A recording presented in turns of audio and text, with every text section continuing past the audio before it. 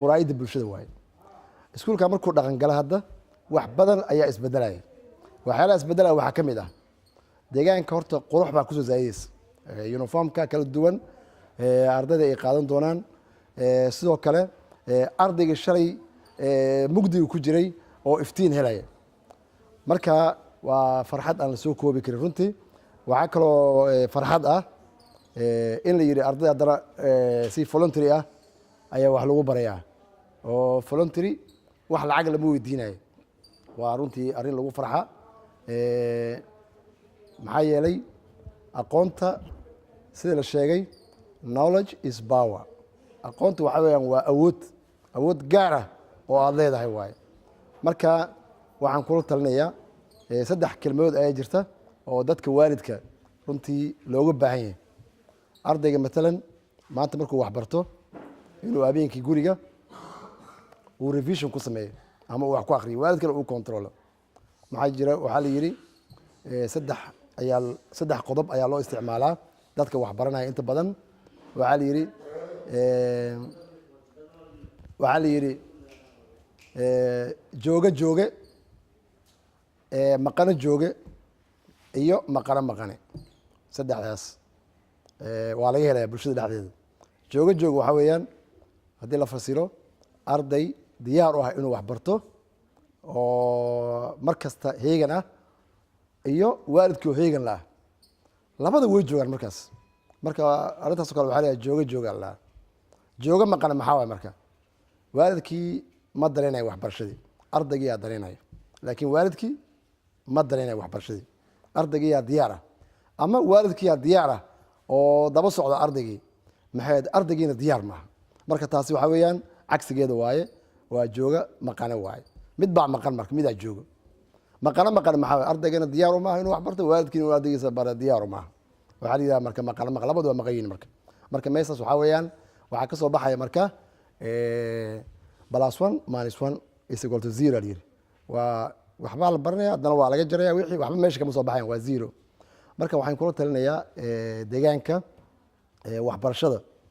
kaalinta ay kaga aadan tahay deegaanka muxuu yahay deegaanka waxaa loogu baahan yahay in dhismaha horta marka hore la ilaaliyo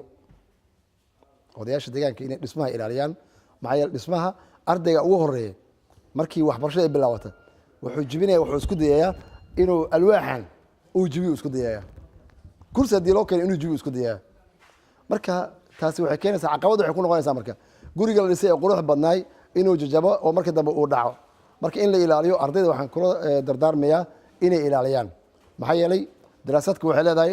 level ay leedahay primary levelka sidaa la socotiin waa dugsida hoose waaye intermediate level waa dugsiga dhexa secondary levelna waxaa weeyaan waa dugsiga sare markan waxaan rajaynaynaa sida aan ognahay dadka fooriyaasha jooga ama magaalada ka baxsan mar kasta waxay noqdaan dadka kaalimaha hore gala haddii si fiican u bartaan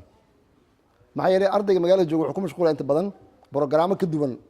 oo inta aan yeelin loo ku mashquulaya sida facebook ha ahaado telefishinada la daawanaya ha ahaado waxaasoo dhan oo ku mashquulaya laakiin ardayga markuu magaalada ka baxsan yahay adduunyadana markii la qiimeeyey dadka magaalada ka baxsan ayaa ugu waxtar badan xagga waxbarashada marka runtii xilli waxaa la joogaa oo khudbadii ay soo dhowdaay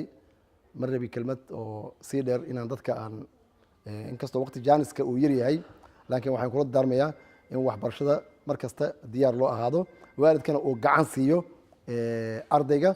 ardayga la controlo habeenka markuu guriga yimaado dateka laga fiiriyo taariikhda maanta maxaa soo dhigata 10 noocee soo dhigata socialka sayniska maxay ingiriishka carabi tarbiyada soomaaliga iyo mathematicska wixii uu soo dhigtay sidaan la socono dugsiga basic hoose waxaa la siiyaa 7 maada la siiyaa oo sayniska ingiriishka social studyga oo cilmiga bulshada ah iyo maxay xisaabta iyo carabi tarbiya iyo soomaaliga intaas waxaa loo baahan yahay marka in la helo macallimiin oo runtii xirfadooda leh macallimiinta xirfadooda markii si fiican ugu soo baxaan ardaygana uu ka soo baxa meeshaas waxaa ka soo baxay arday dhisan ayaa ka soo baxay maxaa yeelay waalidka macallinka waxa weeyaan waa barbaariyaha ubadka macallinka waalidka ardayga jirkiisa waxaa laga yaabaa inuu cunto u soo adeega magaalada aada wax u soo adeega oo sida cunugiisa uu jirkiisa uu ku dhisi lahay oo macnaha ku weynaan lahaa inuu ku talagalo macallinkana marka wuxuu dhisayaa maskaxdu dhisayaa jir kaliya haddii la dhiso oo cunto la siiyo maskaxdiina aan la dhisayn meeshaas waxaa ka soo baxaya qof iska taagan oo waxba tar aan lahayn marka macallimiinta horta in la ogaado qiimahooda waayo qofka maskaxda dhisaaya ciyaar maaha maskaxda naftiga dhisma yartaa si jirku u dhismaayo ayaa la maskaxda in loo dhiso marka waxaan kula daarmayaa ardayda inay ka faa'iideystaan fursaddan qaaliga maanta dadka deegaankana ay macnaha ka qayb qaataan horumarka iskuulkooda annagana in wixii tabarteena iyo kartideena ah aan ku zaa'idin karno ama aqoonteena oo xagga waxbarashada ah diyaar aan u nahay intaas iyo asalaamu calaykum waraxmatullahi wabarakaatu